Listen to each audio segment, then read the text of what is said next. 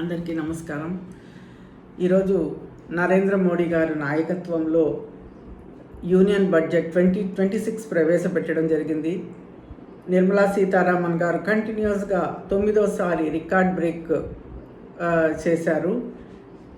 ముఖ్య ఉద్దేశం ఏంటంటే the aim is to transform aspiration into achievement and potentiality into performance.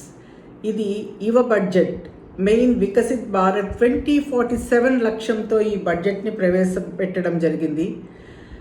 అన్ని వర్గాల వారిని ఉద్దేశించి ఈ బడ్జెట్ని ప్రవేశపెట్టారు. మెయిన్ బడుగు బలహీన వర్గాల వారికి, అన్ని గ్రాస్ రూట్ లెవెల్ వర్గాల వారికి ఇది చెందేలా, ఇది వాళ్ళ అభివృద్ధి చెందేలా ఈ బడ్జెట్ని రూపాంతరం చేశారు. అన్ని సెక్టార్స్ డెవలప్మెంట్ మెయిన్ 3 కార్యకర్తలుగా ఈ బడ్జెట్ని ప్రవేశపెట్టారు. తయారీ రంగం పైన ఫోకస్ చేయడం జరిగింది. Enhancement of productivity and fulfilment aspirations of the people and అందరినీ కలుపుకొని భాగస్వామ్యంగా పనిచేసేలాగా ఈ బడ్జెట్ ఉంది. ఇది అన్ని రంగాల్ని ఫోకస్ చేస్తూ ఎడ్యుకేషనల్ రంగము,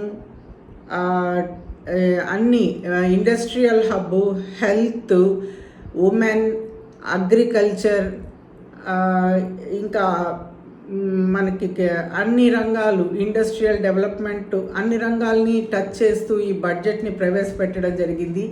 ఇది ఎంతో హర్షణీయం. ముఖ్యంగా మహిళల్ని అభివృద్ధి కోసం, గ్రామ స్థాయి నుంచి మహిళల అభివృద్ధి కోసం షీమార్ట్, ప్రతి చోట షీమార్ట్లు పెట్టడం, వాళ్ళు చేసిన ఉత్పత్తుల్ని వాళ్ళు అమ్ముకునే విధంగా డెవలప్ చేయడం, హాస్టల్స్, అమ్మాయిలు చదువులు ఎక్కడ ఆటంకం కలగకుండా మండల స్థాయి లెవెల్లో అన్ని మండలాల్లో కూడా హాస్టల్స్ ఏర్పాటు చేస్తూ, ఇండస్ట్రియల్ డెవలప్మెంట్ ఎప్పుడు జరిగితే మనము ఆర్థికంగా అభివృద్ధి చెందుతాం కాబట్టి ఇండస్ట్రియల్ డెవలప్మెంట్ పైన కూడా ఫోకస్ చేస్తూ, హెల్త్ పైన ఫోకస్ చేస్తూ,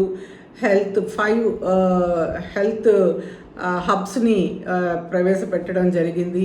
ఇంకా క్యాన్సర్ పేషెంట్ల కోసం వాళ్ళకి ట్యాక్సులు, ఆ పరికరాలపైన ట్యాక్సులు తగ్గించడం జరిగింది.